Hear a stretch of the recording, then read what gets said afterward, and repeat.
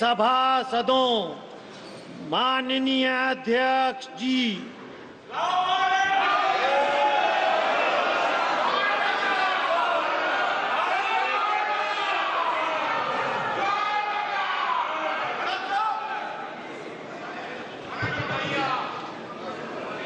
माननीय सदस्यगण,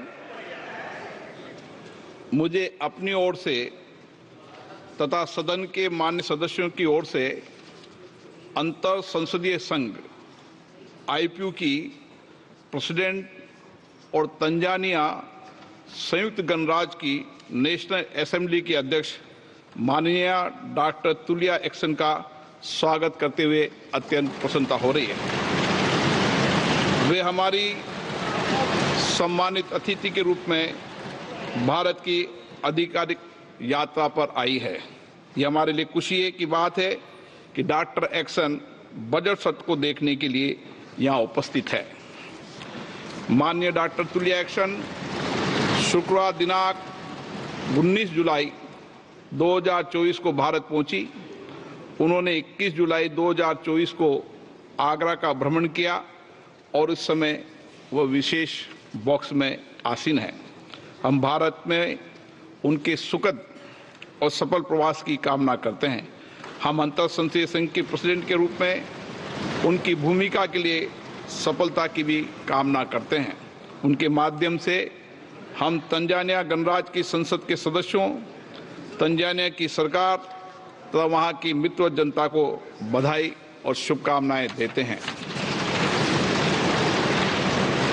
मान्य सदस्यगण, जैसा कि आपको समाचार भाग 2 के माध्यम से पहले ही सूचित किया जा चुका है कि माननीय वित्त मंत्री जी के बजट भाषण की प्रतियां हार्ड कॉपी के रूप में उपलब्ध कराई जाएगी।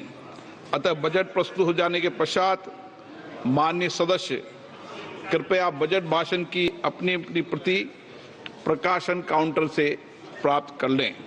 आपको ये भी सूचित किया जाता है कि माननीय मंत्री द्वारा बजट प्रस्तुत किए जाने के पश्चात बजट की प्रतियां आपको मेंबर्स पोर्टल के माध्यम से भी उपलब्ध करा दी जाएगी। माननीय वित्त मंत्री Shrimati Nirmala Sitharaman.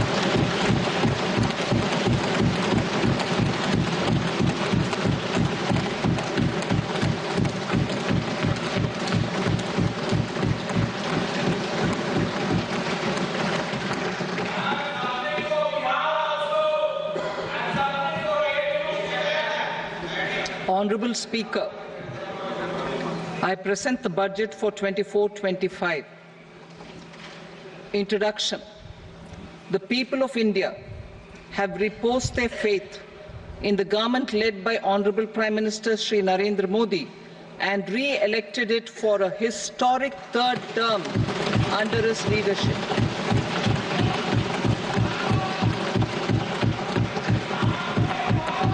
We are grateful for their support, faith, and trust in our policies. We are determined to ensure that all Indians, regardless of religion, caste, gender, and age, make substantial progress in realizing their life goals and aspirations. Global context. The global economy, while performing better than expected, is still in the grip of policy uncertainties. Elevated asset prices, political uncertainties, and shipping disruptions continue to pose significant downside risks for growth and upside risks to inflation. In this context, India's economic growth continues to be the shining exception and will remain so in the years ahead.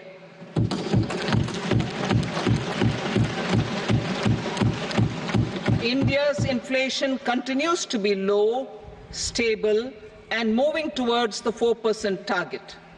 Core inflation, that is non-food and non-fuel, currently is 3.1%.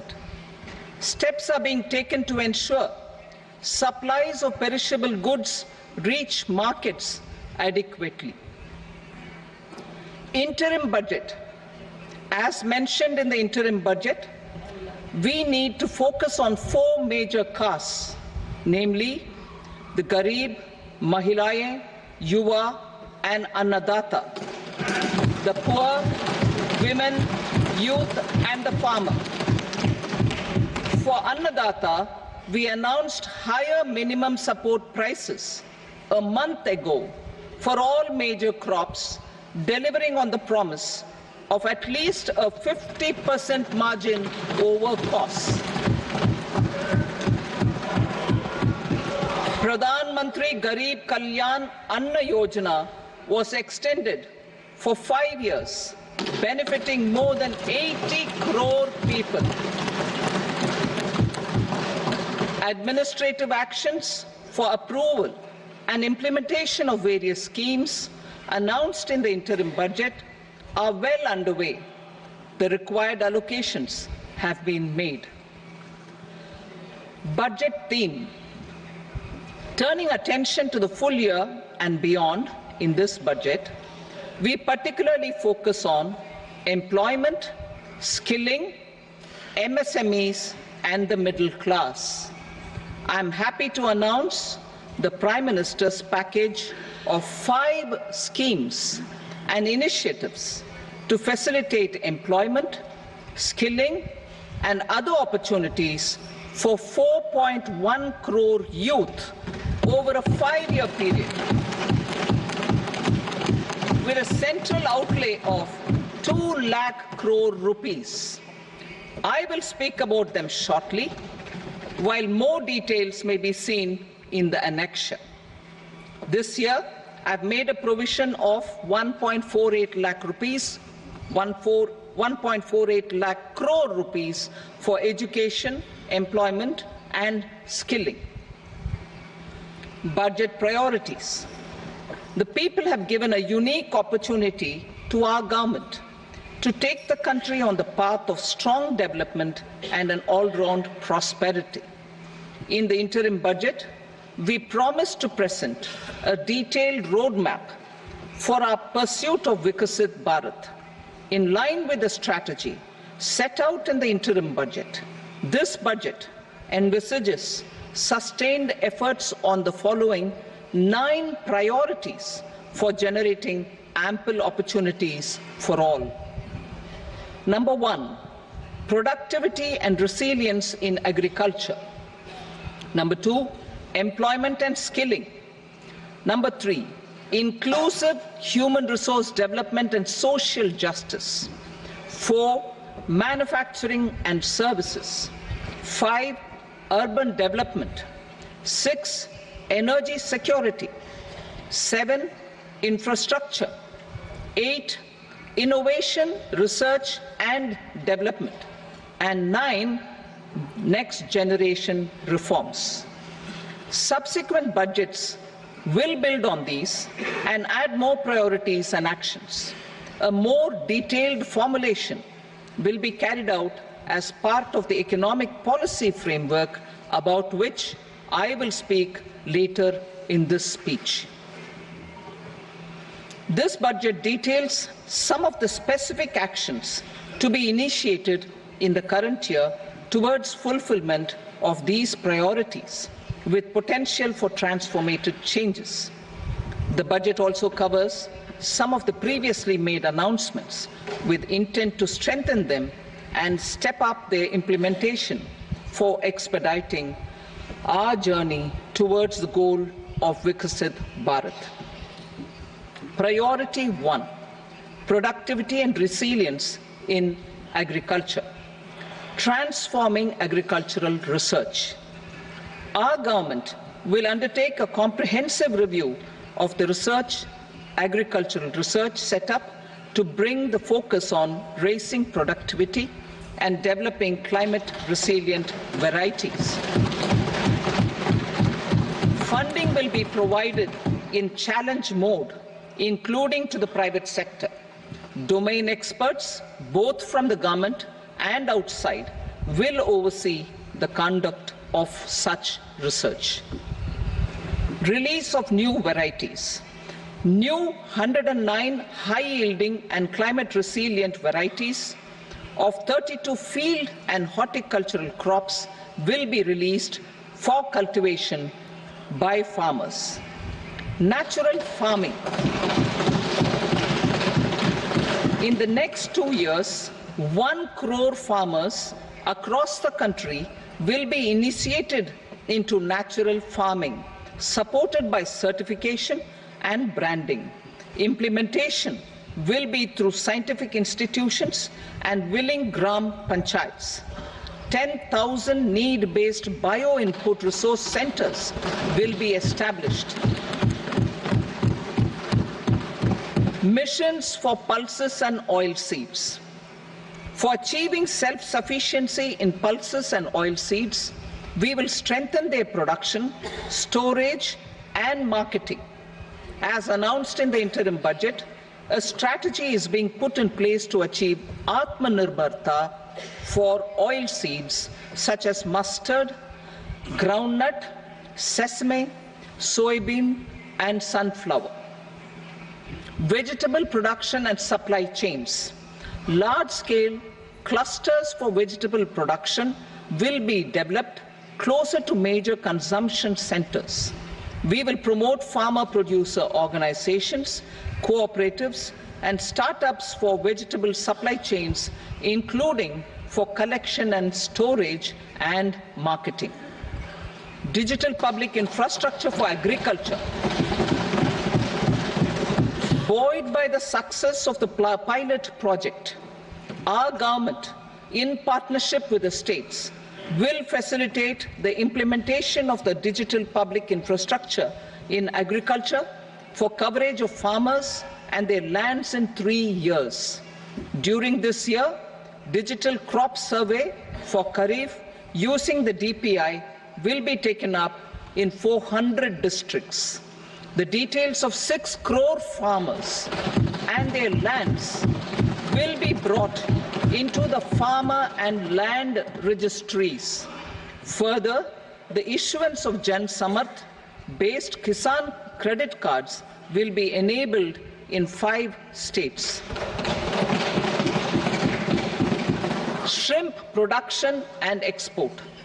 Financial support for setting up a network of nucleus breeding centers for shrimp brood stocks will be provided. Financing for shrimp farming, processing, and export will be facilitated through NABARD. National cooperation policy. Our government will bring out a national cooperation policy for systematic, orderly, and all-round development of the cooperative sector, fast-tracking growth of rural economy and generation of employment opportunities on a large scale will be the policy goal. This year, I have made a provision of 1.52 lakh crore rupees for agriculture and allied sectors.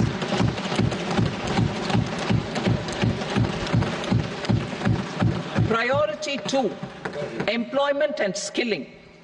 Employment-linked incentive. Our government will implement following 3 schemes for employment-linked incentive as part of the Prime Minister's package. These will be based on enrollment in the EPFO and focus on recognition of first-time employees and support to employees and employers. Scheme A, first-timers. This scheme will provide 1 month wage to all persons newly entering the workforce in all formal sectors.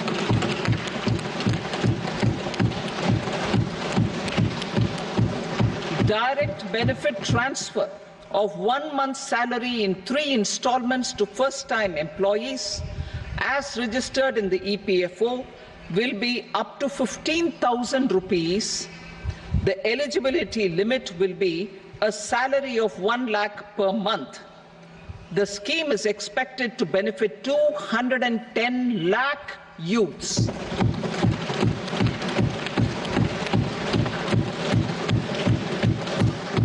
Scheme B, job creation in manufacturing. This scheme will incentivize additional employment in the manufacturing sector linked to the employment of first-time employees. An incentive will be provided at specified scale directly both to the employee and the employer with respect to the EPFO contribution in the first 4 years of employment. The scheme is expected to benefit 30 lakh youth entering employment and their employers.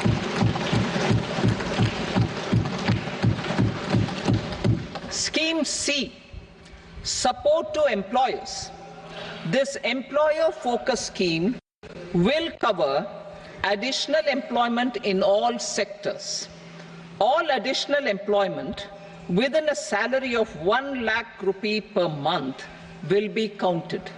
The government will reimburse to employers up to 3,000 rupees per month for 2 years towards the EPFO contribution for each additional employee. The scheme is expected to incentivize additional employment of 50 lakh persons.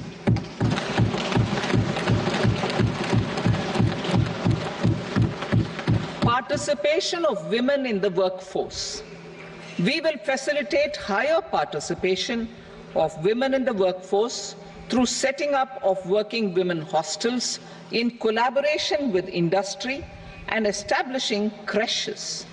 In addition, the partnership will seek to organize women-specific skilling programs and promotion of market access for women SHG enterprises.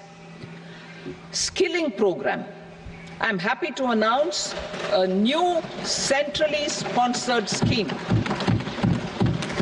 as the fourth scheme under the Prime Minister's package for skilling in collaboration with state governments and industry. 20 lakh youth will be skilled over a 5-year period.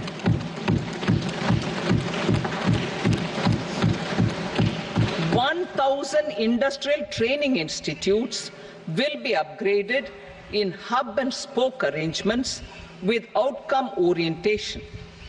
Course content and design will be aligned to the skill needs of industry, and new courses will be introduced for emerging needs. Skilling loans.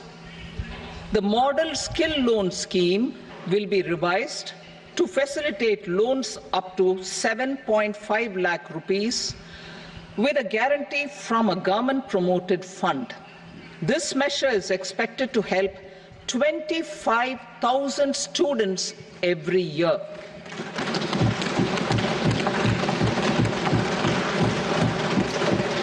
Education loans.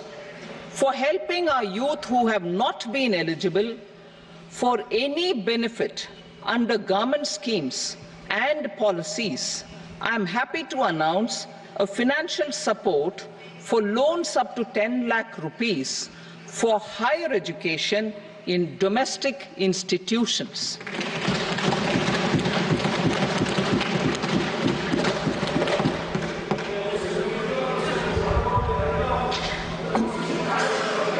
E-vouchers for this purpose.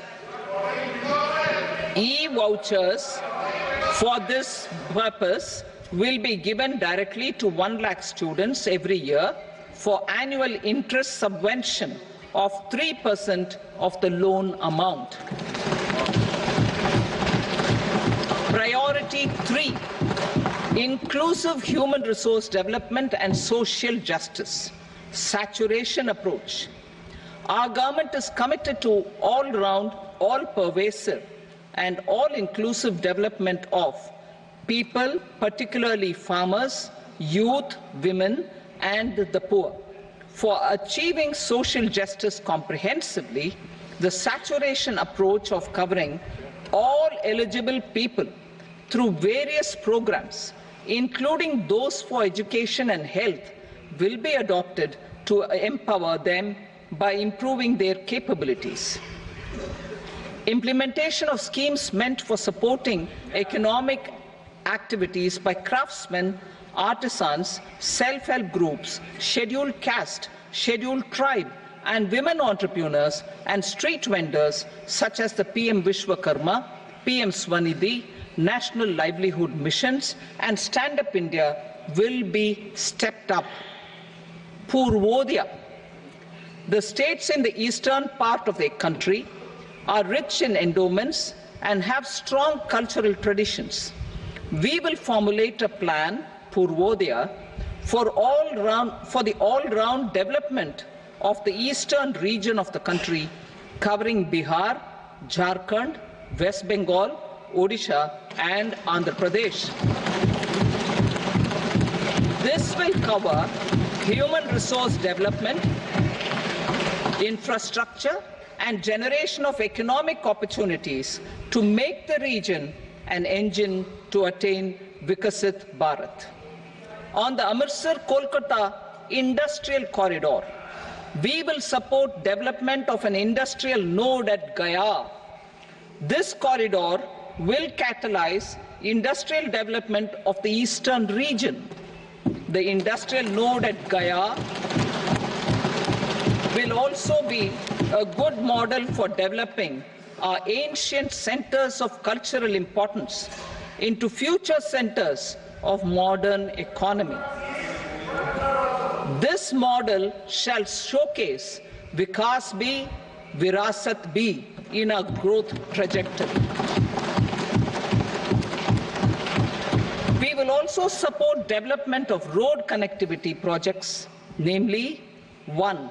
Patna-Purnia Expressway, 2. Buxar-Bhagalpur Expressway, 3. Bodh Gaya, Rajgir, Vaishali and Darbhanga spurs, and 4. Additional 2-lane bridge over River Ganga at Buxar at a total cost of 26,000 crore rupees.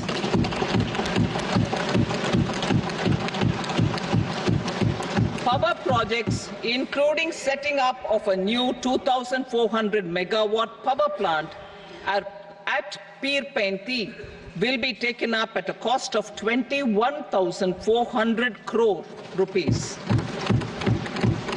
New airports, medical colleges, and sports infrastructure in Bihar will be constructed.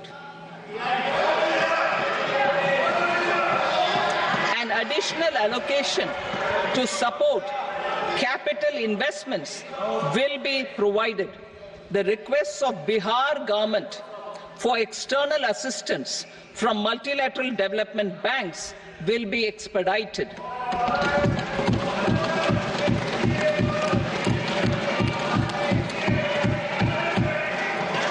Andhra Pradesh Reorganization Act. Our government has made concerted efforts to fulfill the commitments in Andhra Pradesh Reorganization Act.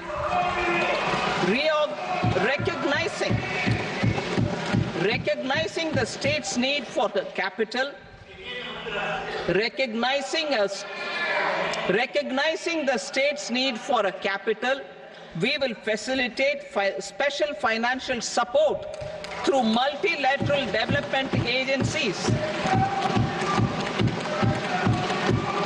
In the current financial year, 15,000 crore rupees will be arranged with additional amounts in future years.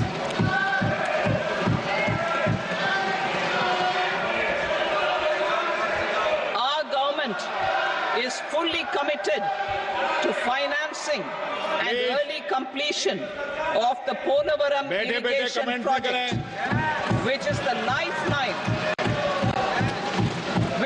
lifeline for Andhra Pradesh and its farmers. This will facilitate our country's food security as well. Under the Andhra Pradesh Reorganization Act, for promoting industrial development, funds will be provided for essential infrastructure such as water, power, railways, and roads. In Kopparthi node on the Visakhapatnam-Chennai Industrial Corridor and Varavakal node on the Hyderabad-Bengaluru Industrial Corridor. An additional allocation will be provided this year towards capital investment for economic growth. Grants for backward regions of Rayalaseema, Prakasham, North Coastal Andhra, as stated in the Act, will be provided. PM Awas Yojana. 3 crore additional houses under the PM Awas Yojana in rural and urban areas in the country have been announced, for which the necessary allocations are being made. Women-led development. For promoting women-led development, the budget carries an allocation of more than 3 lakh crore for schemes benefiting women and girls. This signals our government's commitment for enhancing women's role in economic development. Pradhan Mantri Janjatiya Unnat Gram Abhiyan. For improving the socio-economic condition of tribal communities, we will launch the Pradhan Mantri Janjatiya Unnat Gram Abhiyan by adopting saturation coverage for tribal families in tribal majority villages and aspirational districts.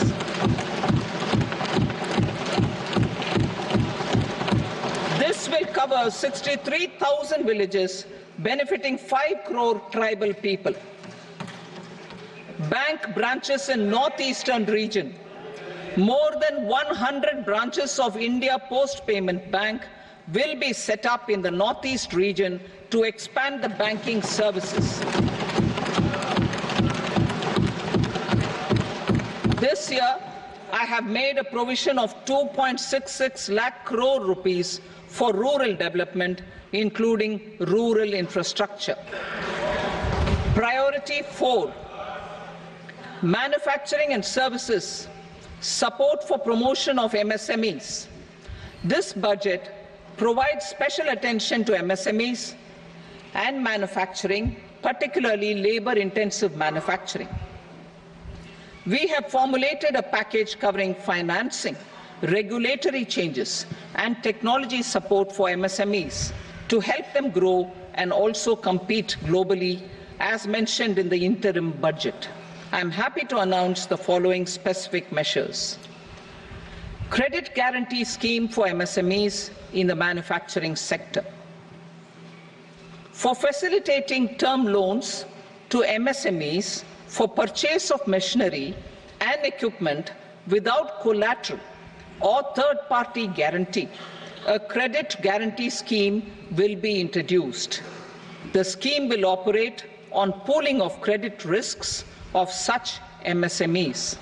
A separately constituted self-financing guarantee fund will provide to each applicant guarantee cover up to 100 crore rupees, while the loan amount may be larger. The borrower will have to provide an upfront guarantee fee and an annual guarantee fee on the reducing loan balance. New assessment model for MSME credit. Public sector banks will build their own in-house capability to assess MSMEs for credit instead of relying on external assessment. They will also take a lead in developing or getting developed a new credit assessment model based on the scoring of digital footprints of the MSMEs in the economy. This is expected to be a significant improvement over the traditional assessment of credit eligibility based only on asset or turnover criteria. That will also cover MSMEs without a formal accounting system. Credit support to MSMEs during stress period. I'm happy to announce a new mechanism for facilitating continuation of bank credit to MSMEs during their stress period while being in special mention account, SMA account. SMA stage for reasons beyond their control, MSMEs need credit to continue their business and to avoid getting into the NPA stage. Credit availability will be supported through a guarantee from a government-promoted fund. Mudra loans. The limit of Mudra loans will be enhanced to 20 lakh from the current 10 lakh for those entrepreneurs who have availed and successfully repaid previous loans under the Tarun category. Enhanced scope for mandatory onboarding in trades. For facilitating MSMEs to unlock their working capital by converting their trade receivables into cash, I propose to reduce the turnover threshold of buyers for mandatory onboarding on the trades platform from rupees 500 crore to 250 crore rupees. This measure will bring 22 more CPSCs and 7,000 more companies onto the platform. Medium enterprises will also be included in the scope of the suppliers. SIDBI branches in MSME clusters. SIDBI will open new branches to expand its reach to serve all major MSME clusters within 3 years and provide direct credit to them. With the opening of 24 such branches this year, the service coverage will expand to 168 out of 242 major clusters. MSME units for food irradiation, quality and safety testing. Financial support for setting up of 50 multi-product food irradiation units in the MSME sector will be provided. Setting up of 100 food quality and safety testing labs with NABL accreditation will be facilitated. E-commerce export hubs. To enable MSMEs and traditional artisans to sell their products in international markets, e-commerce export hubs will be set up in public-private partnership mode. These hubs, under a seamless regulatory and logistic framework, will facilitate trade and export-related services under one roof. Measures for promotion of manufacturing and services. Internship in top companies.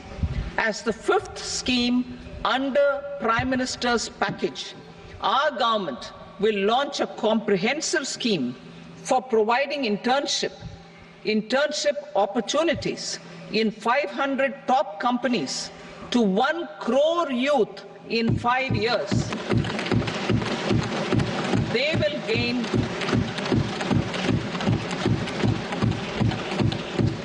will gain exposure for 12 months to real-life business environment, varied professions, and employment opportunities. An internship allowance of 5,000 per month, 5,000 rupees per month, along with a one-time assistance of 6,000 rupees will be provided. Companies will be expected to bear the training cost and 10% of their internship cost from their CSR funds. Industrial parks. Our government will facilitate development of investment-ready, plug-and-play industrial parks with complete infrastructure in or near 100 cities in partnership with the states and private sector by better using town planning schemes. 12 industrial parks under the National Industrial Corridor Development Program also will be sanctioned.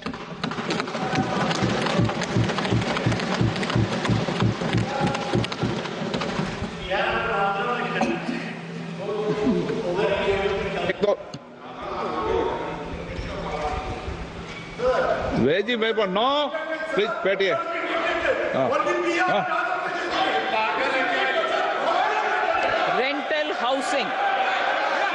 Rental housing with dormitory-type accommodation for industrial workers will be, just 1 minute, rental housing, I repeat, rental housing with dormitory-type accommodation for industrial workers will be facilitated in PPP mode with VGF support and commitment from anchor industries.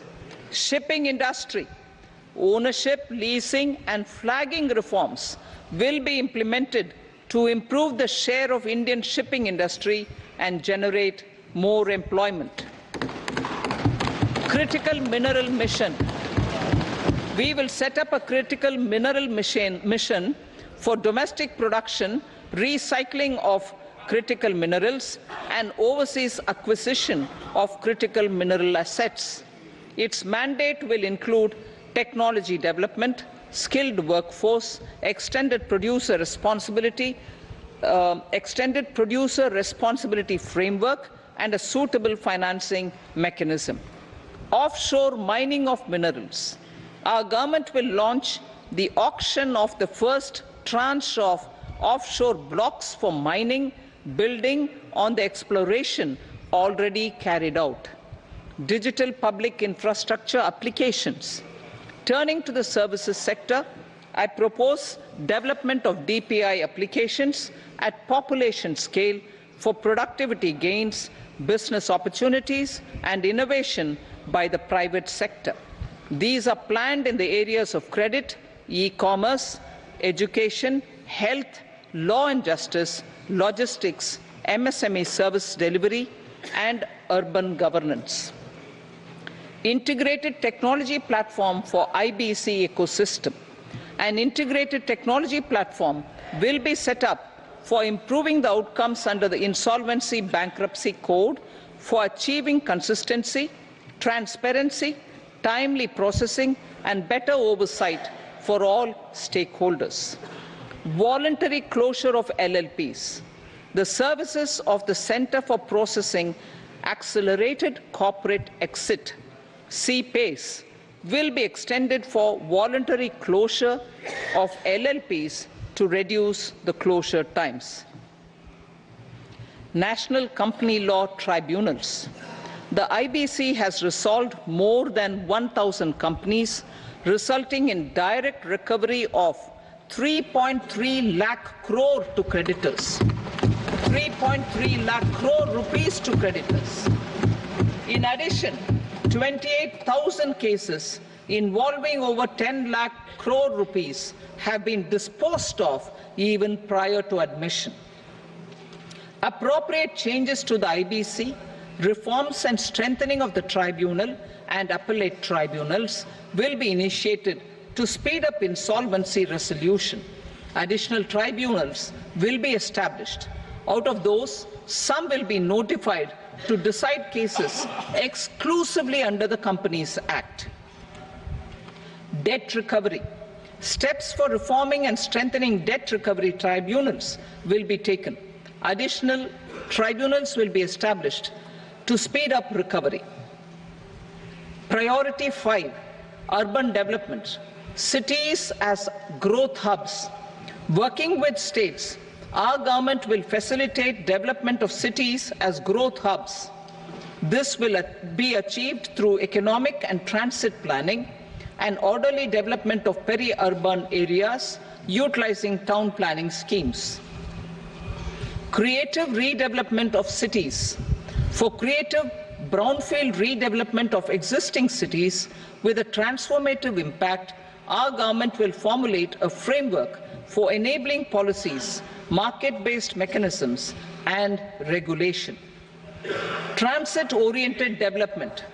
Transit-oriented development plans for 14 large cities with a population above 30 lakh will be formulated, along with an implementation and financing strategy. Urban housing.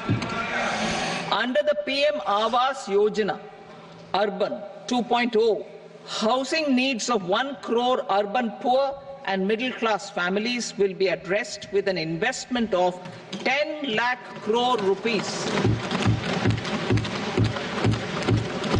This will include the central assistance of 2.2 lakh crore rupees in the next 5 years.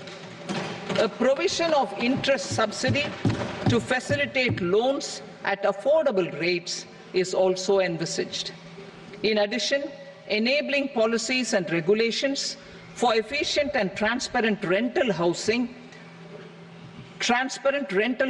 markets with enhanced availability will also be put in place. Water supply and sanitation. In partnership with state governments and multilateral development banks, we will promote water supply, sewage treatments, and solid waste management projects and services for 100 large cities through bankable projects. These projects will also envisage use of treated water for irrigation and filling up of tanks in nearby areas. Street markets. Building on the success of PM Swanidhi scheme in transforming the lives of street vendors, our government envisions a scheme to support each year over the next 5 years the development of 100 weekly hearts or street food hubs in select cities. Stamp duty. We will encourage states which continue to charge high stamp duty to moderate the rates for all and also consider further lowering duties for properties purchased by women. This reform will be made an essential component of urban development schemes. Priority 6, energy security, energy transition. In the interim budget, I had announced our strategy to sustain high and more resource-efficient economic growth, along with the energy security in terms of availability, accessibility, and affordability. We will bring out a policy document on appropriate energy transition pathways that balances the imperatives of employment, growth, and environmental sustainability. PM Surya Ghar Muft Bijli Yojana. PM Surya Ghar Muft Bijli Yojana. In line with the announcement in the interim budget,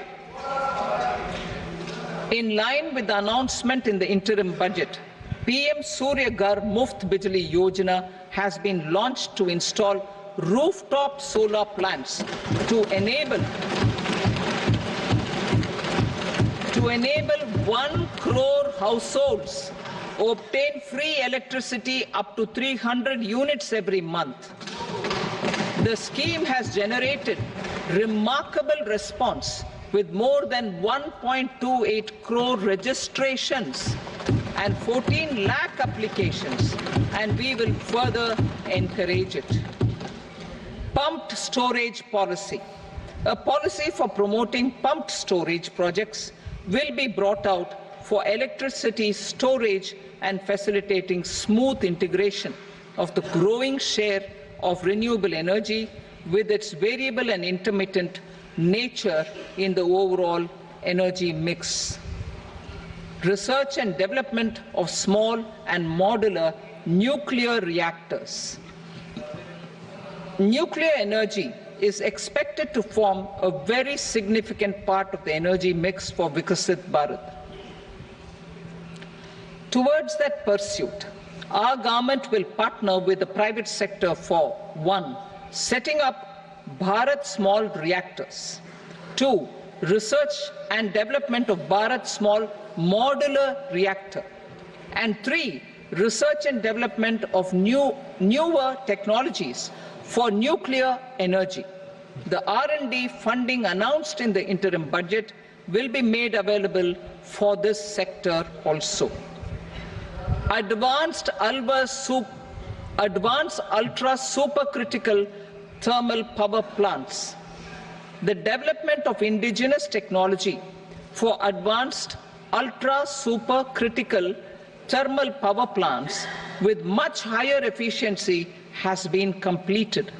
A joint venture between NTPC and BHEL will set up a full-scale 800 megawatt commercial plant using AUSC technology. The government will provide the required fiscal support. Moving forward, development of indigenous capacity for the production of high-grade steel and other advanced metallurgy materials for these plants will result in strong spin-off benefits for the economy. Roadmap for hard-to-abate industries. A roadmap for moving the hard-to-abate industries from energy efficiency targets to emission targets will be formulated. Appropriate regulations for transition of these industries from the current perform, achieve and trade mode to Indian carbon market mode will be put in place. Support to traditional micro and small industries. An investment-grade energy audit of traditional micro and small industries in 60 clusters, including brass and ceramic, will be facilitated. Financial support will be provided for shifting them to cleaner forms of energy and implementation of energy efficiency measures. The scheme will be replicated in another 100 clusters in the next phase. Priority 7, infrastructure investment by central government. Significant investment the central government has made over the years in building and improving infrastructure has had a strong multiplier effect on the economy. We will endeavour to maintain strong fiscal support for infrastructure over the next 5 years in conjunction with imperatives of other priorities and fiscal consolidation. This year, I have provided 11,11,111 crore rupees for capital expenditure. This would be 3.4% of our GDP. Infrastructure investment by state governments. We will encourage states to provide support of similar scale for infrastructure, subject to their development priorities. A provision of 1.5 lakh crore rupees for long-term interest-free loans have been made this year also to support the states in their resource allocation. Private investment in infrastructure. Investment in infrastructure by private sector will be promoted through viability gap funding and enabling policies and regulations. A market-based financing framework will be brought out. Pradhan Mantri Gram Sadak Yojana, Phase 4 of the PMGSY will be launched to provide all-weather connectivity to 25,000 rural habitations, which have become eligible in view of their population increase. Irrigation and flood mitigation. Bihar has frequently suffered from floods, many of them originating outside the country. Plans to build flood control structures in Nepal are yet to progress. Our government, through the Accelerated Irrigation Benefit Program and other sources, will provide financial support for projects with estimated cost of 11,500 crore rupees, such as the Kosi-Michi intra-state link and 20 other ongoing and new schemes, including barrages, river pollution abatement and irrigation projects. In addition, survey and investigation of Kosi-related flood mitigation and irrigation projects will be undertaken.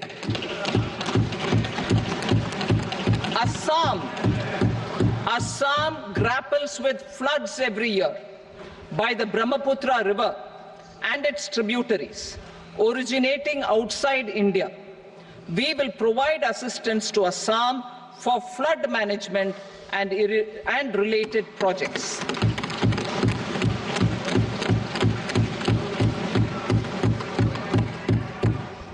Himachal Pradesh suffered extensive losses due to floods last year. Our government will provide assistance to the state for reconstruction and rehabilitation through multilateral development assistance.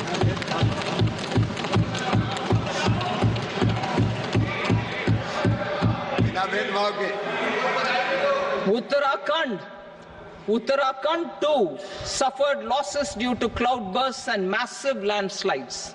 We will provide assistance to the state. Recently, Sikkim witnessed devastating flash floods and landslides that wreaked havoc across the state. Our government will provide assistance to the state. Tourism has always been a part of our civilization. Our efforts in positioning India as a global tourist destination will also create jobs, stimulate investments, and unlock economic opportunities for other sectors. In addition to the measures outlined in the interim budget, I propose the following measures. Vishnupad Temple at Gaya and Mahabodhi Temple at Bodh Gaya in Bihar are of immense spiritual significance. Comprehensive development of Vishnupad Temple Corridor and Mahabodhi Temple Corridor will be supported, modeled on the successful Kashi Vishwanath Temple Corridor to transform them into world-class pilgrim and tourist destinations. Rajgir holds immense religious significance for Hindus, Buddhists and Jains. The 20th Tirthankara Muniswarata temple in the Jain temple complex is ancient. The Saptarishi or the 7 hot springs form a warm water Brahmkund that is sacred. A comprehensive development initiative for Rajgir will be undertaken. Our government will support the development of Nalanda as a tourist center, besides reviving Nalanda University to its glorious stature. Odisha's scenic beauty, temples, monuments, craftsmanship, wildlife sanctuaries, natural landscapes, and pristine beaches make it an ultimate tourism destination. Our government will provide assistance for their development to Odisha as well. Priority 8, innovation, research, and development. We will operationalize the Anusandhan National Research Fund for basic research and prototype development. Further, we will set up a mechanism for spurring private sector-driven research and innovation at commercial scale with a financing pool of 1 lakh crore rupees in line with the announcement in the interim budget. Space economy. With our continued emphasis on expanding the space economy by 5 times in the next 10 years, a venture capital fund of 1,000 crore rupees will be set up. Priority 9, next generation reforms. Economic policy framework. We will formulate an economic policy framework to delineate the overarching approach to economic development and set the scope of the next generation of reforms for facilitating employment opportunities and sustaining high growth. Our government will initiate and incentivize reforms for 1. Improving productivity of factors of production, and 2. Facilitating markets and sectors to become more efficient. These reforms will cover all factors of production, namely land, labor, capital, and entrepreneurship, and technology as an enabler of improving total factor productivity and bridging inequality. Effective implementation of several of these reforms requires collaboration between the centre and the states, and building consensus as development of the country lies in development of the states. For promoting competitive federalism and incentivizing states for faster implementation of reforms, I propose to earmark a significant part of the 50-year interest-free loan. Working with the states, we will initiate the following reforms.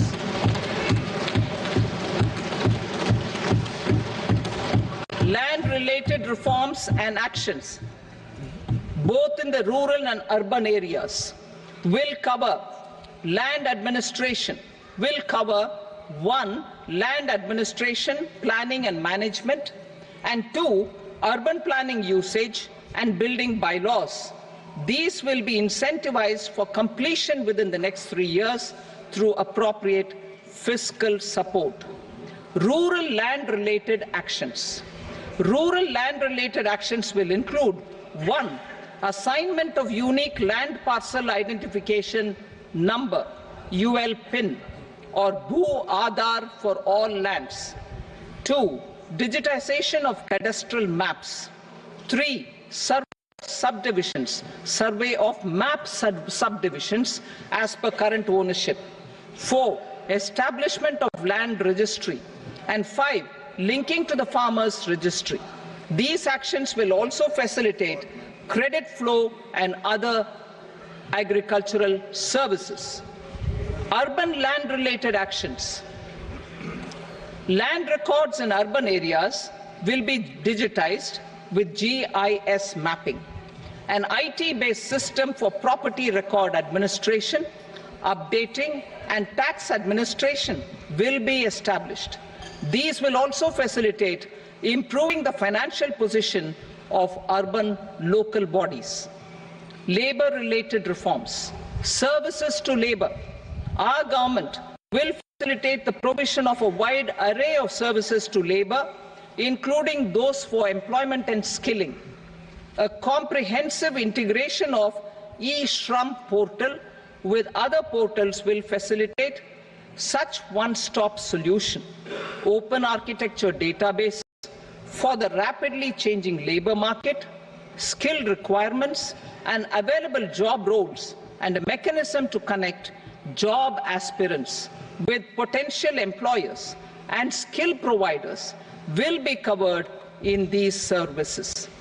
Shram Suvidha and Samadhan portal.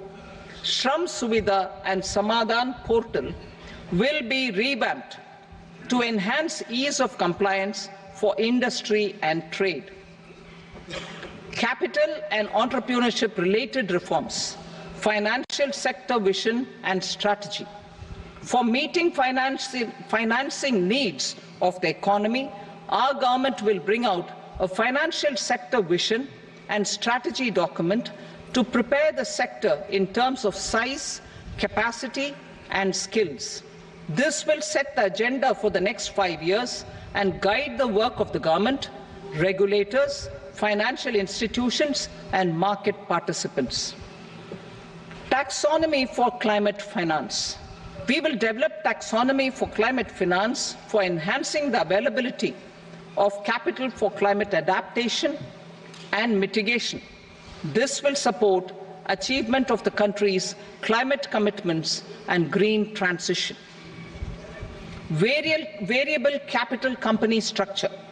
We will seek the required legislative approval for providing an efficient and flexible mode for financing leasing of aircrafts and ships and pooled funds of private equity through a variable company structure. Foreign direct investment and overseas investment. The rules and regulations for foreign direct investment and overseas investments will be simplified to 1. Facilitate foreign direct investments, 2. Nudge prioritization, and 3. Promote opportunities for using Indian rupee as a currency for overseas investment. NPS Vatsalya. NPS Vatsalya, a plan for contribution by parents and guardians for minors, will be started. On attaining the age of majority, the plan can be converted seamlessly into a normal NPS account. Use of technology. We have successfully used technology for improving productivity and bridging inequality in our economy during the past 10 years. Public investment in digital infrastructure and innovations by the private sector have helped in improving access of all citizens, particularly the common people, to market resources, education, health and services. We will step up adoption of technology towards digitalization of the economy. Ease of doing business. For enhancing ease of doing business, we are already working on the Jan Vishwas Bill 2.0. Further, states will be incentivized for implementation of the business reforms, action plans and digitalization. Data and statistics. For improving data governance, collection, processing and management of data and statistics, different sectoral databases, including those established under the Digital India Mission, will be utilized with active use of technology tools. New pension scheme. The committee to review the NPS has made considerable progress in its work. I am happy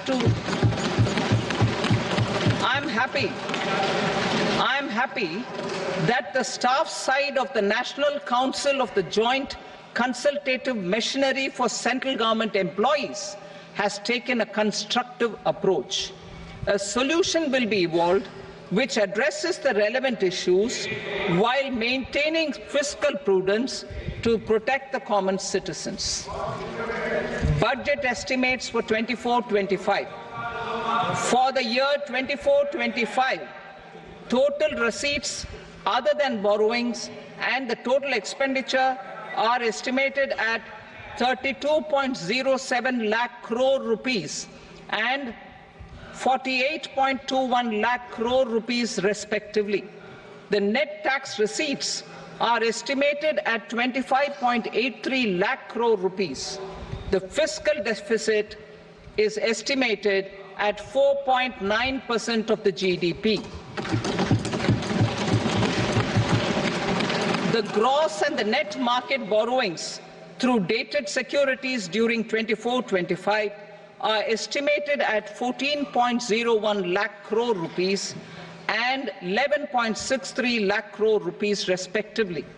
Both will be less than that in 23-24. The fiscal consolidation path announced by me in 2021 has served our economy very well, and we aim to reach the deficit below 4.5% next year. The government is committed to staying the course. From 2026-27 onwards, our endeavour will be to keep the fiscal deficit each year such that the central government's debt will be on a declining path as percentage of GDP. I will now move to Part B.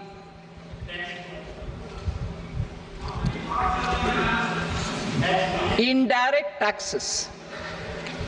Sir, I start with GST. It has decreased tax incidence on the common man, reduced compliance burden and logistics cost for trade and industry, and enhanced revenues of the central and the state governments. It is a success of vast proportions. To multiply the benefits of GST, we will strive to further simplify and rationalize the tax structure and endeavour to expand it to the remaining sectors. My proposals for custom duties proposals for customs duties intend to support domestic manufacturing, deepen local value addition, promote export competitiveness, and simplify taxation while keeping the interest of the general public and consumers surmount.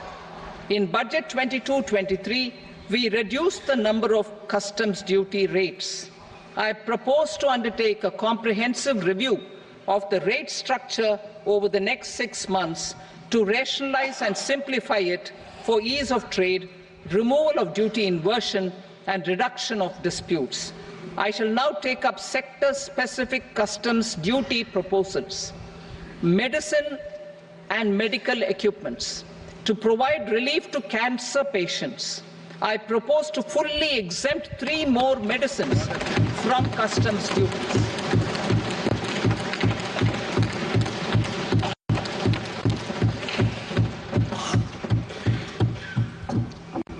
I also propose changes in the BCD on X-ray tubes and flat panel detectors for use in medical X-ray machines under the phased manufacturing program so as to synchronize them with the domestic capacity addition. Mobile phone and related parts. With a 3-fold increase in domestic production and almost a 100-fold jump in exports of mobile phones over the last 6 years, the Indian mobile industry has matured. In the interest of consumers, I now propose to reduce the BCD on mobile phone, mobile PCBA, and mobile charger to 15%. Critical minerals. Minerals such as lithium, copper, cobalt, and rare earth elements are critical for sectors like nuclear energy, renewable energy, space, defense, telecommunications, and high-tech electronics. I propose to fully exempt customs duties on 25 critical minerals and reduce BCD on 2 of them.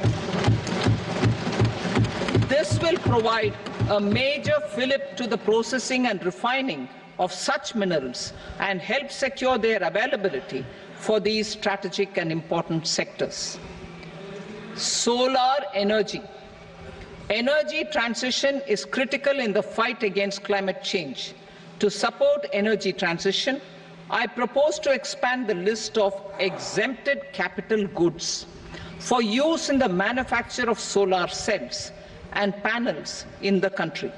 Further, in view of sufficient domestic manufacturing capacity of solar gas, glass and tinned copper interconnect, I propose not to extend the exemption of custom duties provided to them. Marine products. India's seafood exports in the last financial year touched an all-time high of more than 60,000 crores of rupees. Frozen shrimp accounted for about 2/3 of these exports. To enhance their competitiveness, I propose to reduce BCD on certain broodstock, polychaete worms, shrimp, and fish feed to 5%. I also propose to exempt customs duty on various inputs for manufacture of shrimp and fish feed. Leather and textile. Similarly, to enhance the competitiveness of exports in the leather and textile sectors, I propose to reduce BCD on real down-filling material from duck or goose. I am also making additions to the list of exempted goods for manufacture of leather and textile garments, footwear, and other leather articles for export. To rectify inversion in duty, I propose to reduce BCD subject to conditions on methylene diphenyl diisocyanate (MDI) for manufacture of spandex yarn from 7.5 to 5%. Furthermore, the export duty structure on raw hides, skin, and leather is proposed to be simplified and rationalized. Precious metals. To enhance domestic value addition in gold and precious metal jewelry in the country, I propose to reduce customs duties on gold and silver to 6% and that of platinum to 6.4%. Other metals, steel and copper, are important raw materials. To reduce their cost of production, I propose to remove the BCD on ferronickel and blister copper.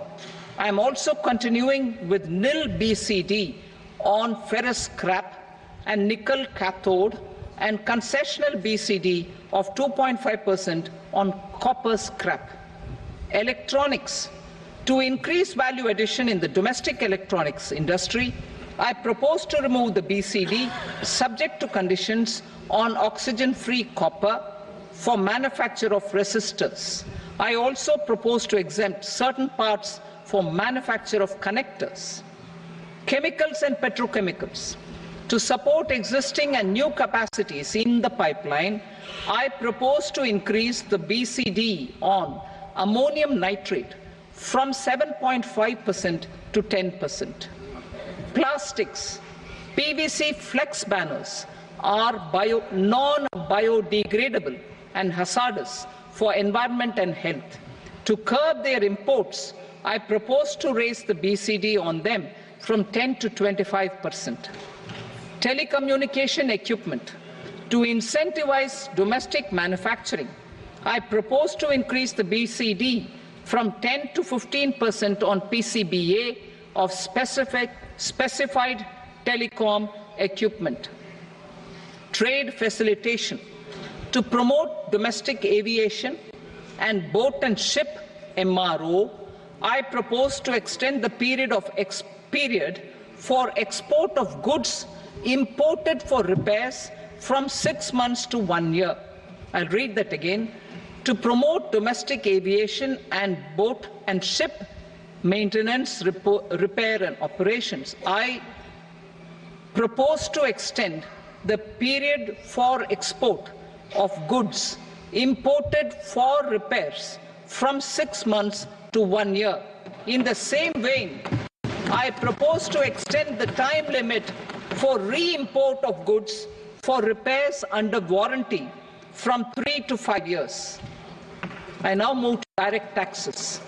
We will continue our efforts to simplify taxes, improve taxpayer services, provide tax certainty, and reduce litigation while enhancing revenues for funding the development and welfare schemes of the government.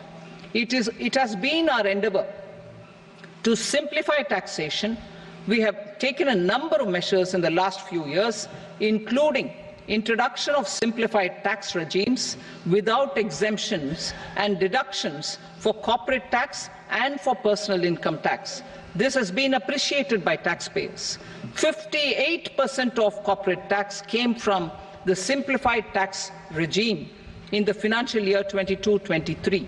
Similarly, as per data available till now, for the last fiscal, more than 2/3 have availed the new personal income tax regime. Comprehensive review of the Income Tax Act. I am now announcing a comprehensive review of the Income Tax Act 1961. The purpose is to make the Act concise, lucid, easy to read and understand. This will reduce disputes and litigation, thereby providing tax certainty to the taxpayers. I will also bring down the demand embroiled in litigation.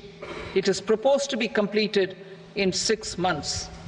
A beginning is being made in the Finance Bill by simplifying the tax regime for charities, tedious rate structures, provisions of reassessment and such provisions, and capital gains taxation. Simplification for charities and tedious. The two tax exemption regimes for charities are proposed to be merged into one. The 5% tedious rate on many payments is being merged into the 2% tedious rate, and the 20% tedious rate on repurchase of units by mutual funds or UTI is being withdrawn. TDS rate on e-commerce operators is proposed to be reduced from 1 to 0.1%. Moreover, credit of TCS is proposed to be given in the TDS to be deducted on salary. Further, I propose to decriminalize delay for payment of TDS up to the due date of filing statement for the same. I also plan to provide a standard operating procedure for TDS defaults and simplify and rationalize the compounding guidelines for such defaults. Simplification of reassessment. I propose to thoroughly simplify the provisions for reopening and reassessment. An assessment hereinafter can be reopened beyond 3 years from the end of the assessment year only if the escaped income is 50 lakh rupees or more, up to a maximum period of 5 years from the end of the assessment year. Even in such cases, a time limit of 6 years before the year of the search, as against the existing time limit of 10 years, is being proposed. This will reduce tax uncertainty and disputes. Simplification and rationalization of capital gains. Capital gains taxation is also proposed to be hugely simplified. Short-term gains on certain financial assets shall henceforth attract a tax rate of 20%, while that on all other financial assets and all non-financial assets shall continue to attract the applicable tax rate. Long-term gains on all financial and non-financial assets, on the other hand, will attract a tax rate of 12.5%. For the benefit of the lower and the middle income classes, I propose to increase the limit of exemption of capital gains on certain financial assets to 1.25 lakh rupees per year. Listed financial assets held for more than a year will be classified as long-term, while unlisted financial assets and all non-financial assets will have to be held for at least 2 years to be classified as long-term. Unlisted bonds and debentures, debt mutual funds and market-linked debentures, irrespective of holding period, however, will attract tax on capital gains at applicable rates. Taxpayer services. All the major taxpayer services under GST and most services under customs and income tax have been digitalized. All remaining services of customs and income tax, including rectification and order giving effect to appellate orders, shall be digitalized and made paperless over the next 2 years. Litigation and appeals.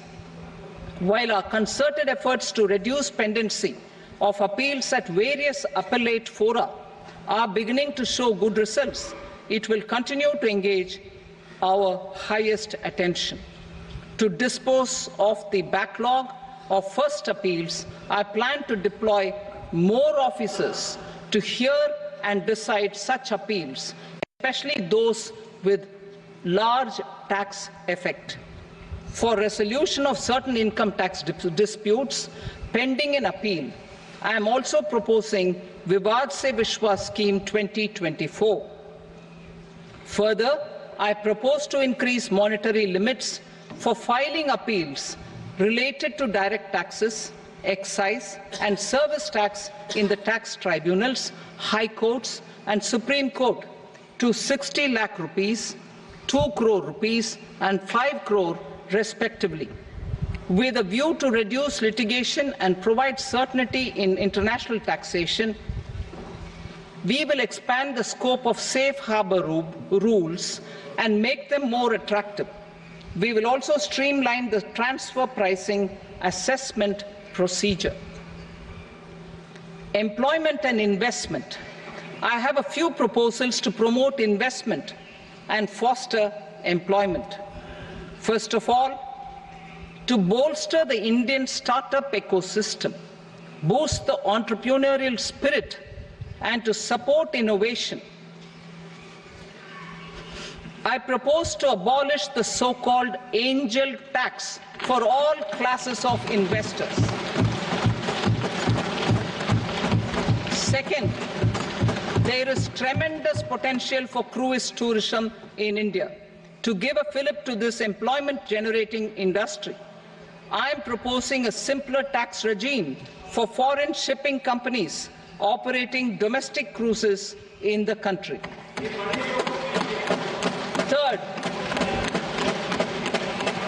India is a world leader in the diamond cutting and polishing industry, which employs a large number of skilled workers. To further promote the development of this sector, we would provide for safe harbor rates for foreign mining companies selling raw diamonds in the country. Fourth, to attract foreign capital for our development needs, I propose to reduce the corporate tax rate on foreign companies from 40 to 35%. Deepening the tax base. I have a couple of proposals for deepening the tax base. First, security transaction tax on futures and options of securities is proposed to be increased to 0.02% and 0.1% respectively. Second, for reasons of equity, I propose to tax income received on buyback of shares in the hands of recipients. Other proposals: to improve social security benefits, deduction of expenditure by employers towards NPS is proposed to be increased from 10 to 14% of the employee's salary. Similarly, deduction of this expenditure up to 14% of salary from the income of employees in private sector, public sector banks and undertakings opting for the new tax regime is proposed to be provided.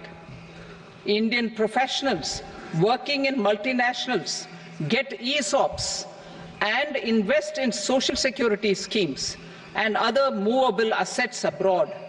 Non-reporting of such small foreign assets has penal consequences under the Black Money Act. Such non-reporting of movable assets up to 20 lakh rupees is proposed to be depenalized.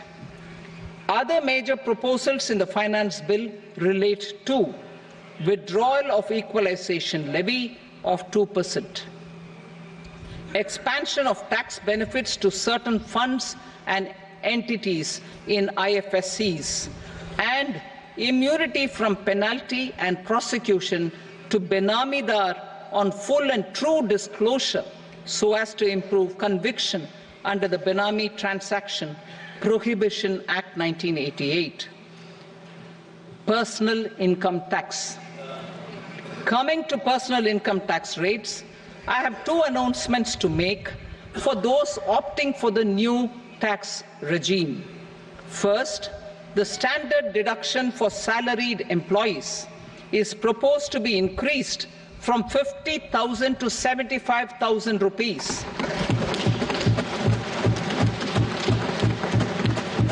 Similarly, deduction on family pension for pensioners is proposed to be enhanced from 15,000 to 25,000 rupees. This will provide relief to about 4 crore salaried individuals and pensioners.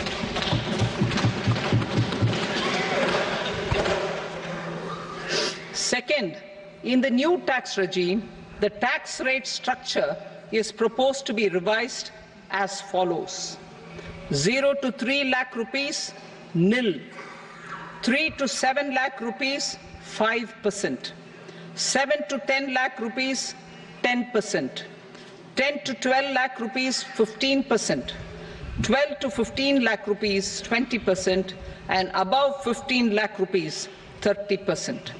As a result of these changes, a salaried employee in the new tax regime stands to save up to 17,500 rupees in income tax.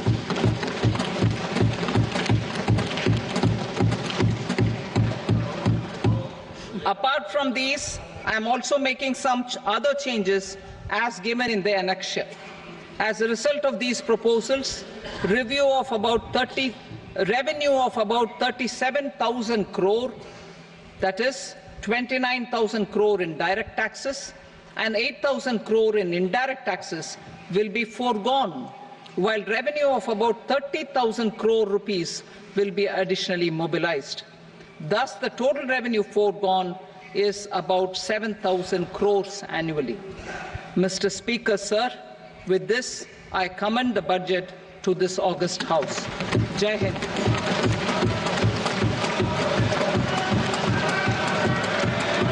Item number 2. Item number 2.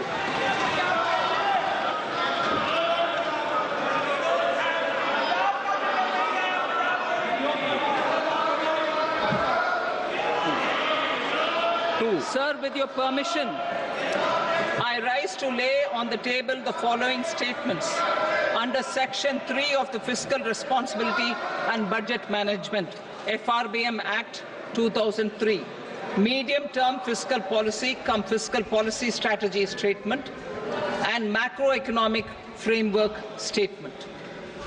Item number 3. Sir, with your permission, I rise to move for leave to introduce the Finance number 2 Bill 2024. प्रश्न ये कि विधेयक को पूरा स्थापित करने की अनुमति प्रदान की जाए। जो सदस्य इसके पक्ष में हाँ कहें, जो सदस्य विरोध में ना कहें, मेरे विचार में निर्णय हाँ वालों के पक्ष में अनुमति प्रदान की जाती है। माननीय मंत्री जी, अब विधेयक पूरा स्थापित करें। Sir, I introduce the bill. Item number 4. The Union Territory of Jammu and Kashmir budget. Sir, I rise to present a statement, Hindi and English versions, of the estimated receipts and expenditure of the Union Territory of Jammu and Kashmir for the year 24-25. सभा की कार्रवाई कल बुधवार दिनांक 24 जुलाई 2024 को प्राप्त 11 बजे तक के लिए स्थगित की जाती है।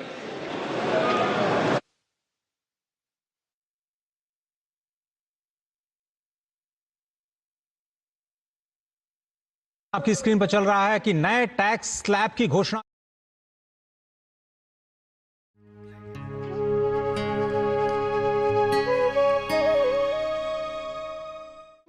जब कोई अपनी डांडी काठियों और अपना पहाड़ से दूर का की अपनी प्रेसी से दूर जान दो